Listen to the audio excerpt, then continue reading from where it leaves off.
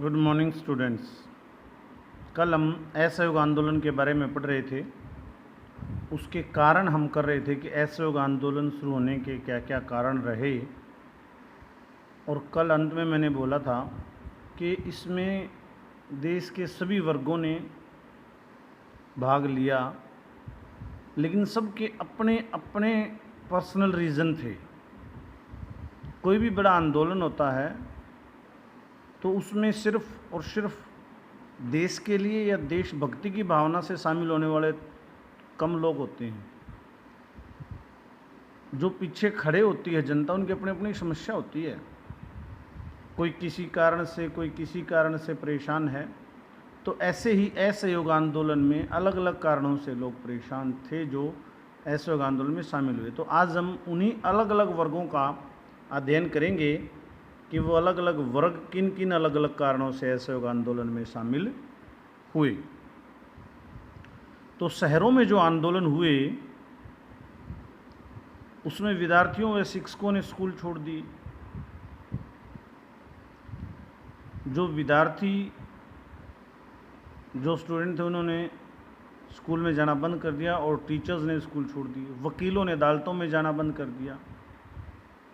इसी प्रकार डॉक्टरों ने हॉस्पिटल जाना बंद कर दिया। हर यानी कि जो कर्मचारी किसी भी प्रकार से जो भारतीय था, यही असहयोग आंदोलन का मतलब था कि सभी लोग यदि काम पर जाना बंद कर दें तो सरकार काम कैसे करेगी। तो उन सब लोगों ने काम पर जाना बंद कर दिया एक प्रकार से। और परिषद चुनाव का बहिष्कार किया गया। प्रांतीय परिषद के चुनाव की घोषणा 1919 में एक एक्ट बना था। उस एक्ट के तहत प्रांतीय परिषद के चुनाव की घोषणा की गई थी। 1919 में बना वो एक्ट था गवर्नमेंट ऑफ इंडिया एक्ट। उसमें क्या था कि प्रांतीय परिषदों के चुनाव होंगे। स्टेट्स यानी कि प्रांत होते थे उसमें, जैसे हरियाणा है, हिमाचल प्रदेश है, और जो पाकिस्तान में पंजाब और पंजाब, ये पूरा एक पंजाब था। उत्तर प्रदेश, बिहार, मतलब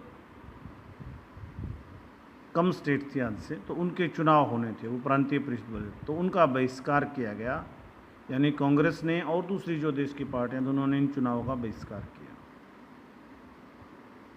विदेशी सामान व कपड़े की होली जलाई गई। और दूसरा क्या था कि जो भी विदेशी सामान आता था, व्यापार के उद्देश्य से तो अंग्रेज यहाँ आए ही थे, और उनका मुख्य उद्देश्य भारत में यही था कि यहीं से कच्चा माल ले जाते थे और तैयार माल इंग्लैंड के कारखानों में करके यहीं पर महंगे दामों में बेचते थे। यही उनका व्यापार था।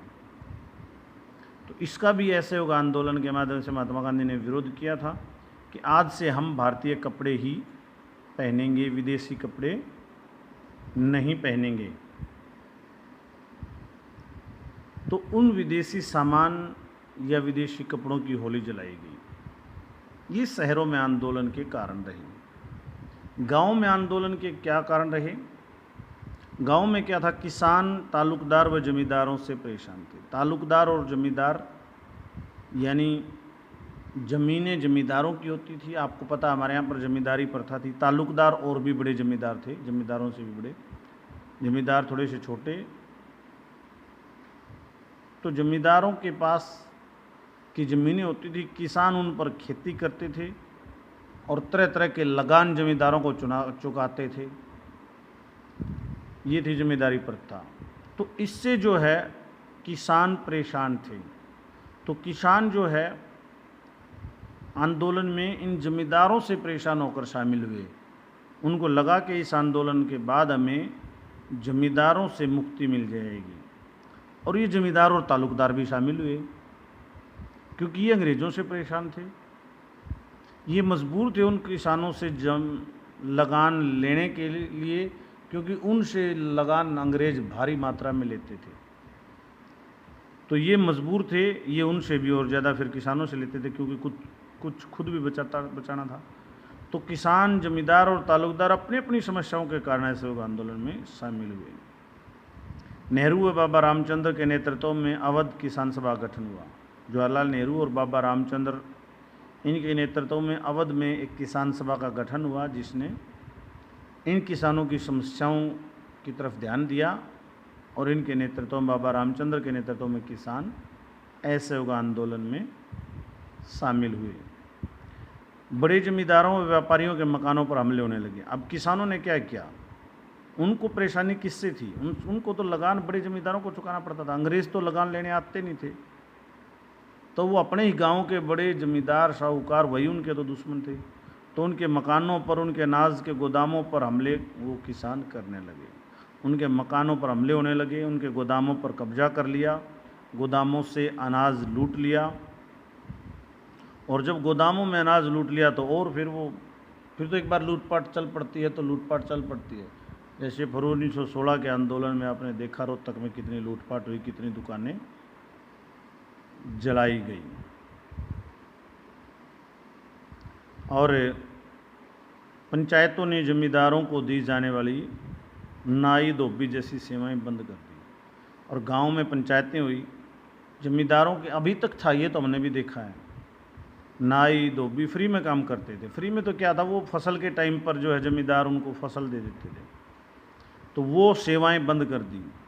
भाई कोई नाई नहीं जाएगा जमींदारों के बाल दाढ़ी बनाने, कोई धोबी उनके कपड़े नहीं धोएगा, इस तरह की सेवाएं बंद कर दी। तो ये समस्याएं ग्रामीणों की यानी किसानों की समस्याएं थी जमींदारों से, ताल्लुकदारों से, वो उसलिए शामिल हुए। और वो जमींदार ताल्लुकदार भी खुद परेशान थे, वो इसलिए शामिल हुए। अब आदिवासी कौन है? आदिवासी हमारे एरिया में हालांकि नहीं है, बिहार में, झारखंड में, छत्तीसगढ़ में, उस इलाके में हैं। एसटी जो होता है ना, शेड्यूल ट्राइब, यानी एक प्रकार से जंगलों में रहने वाले लोग, इनका गुजारा जंगलों के सहारे चलता है। ये पशु चराते हैं तो जंगलों में चराते हैं, लकड़ी काट के लाते हैं खाना वगैरह बनाने के लिए तो जंगलों से लाते हैं, शिकार या फल या सब्जी लेके आते हैं वो जंगलों से, उनका गुजारा ही जंगलों के भरोसे होता है। तो अंग्रेज़ों ने क्या किया कि जंगलों में प्रवेश पे प्रतिबंध लगा दिया। यदि आपने जाना है तो टैक्स लगेगा, जितने पशु लेके जाओगे प्रति पशु टैक्स, और टाइम के हिसाब से। तो आदिवासियों में इस समस्या के लिए रोष था। तो आदिवासियों का नेता था अल्लूरी सीताराम राजू, उसने आदिवासियों का नेतृत्व किया। आंध्र प्रदेश में उग्र गुरिल्ला आंदोलन फैला। उग्र गुरिल्ला आंदोलन क्या होता है? गुरिल्ला आंदोलन होता है छुपकर हमला करना। तो आदिवासियों ने छुपकर हमला करना शुरू किया उन जो है वन विभाग के अधिकारियों पर।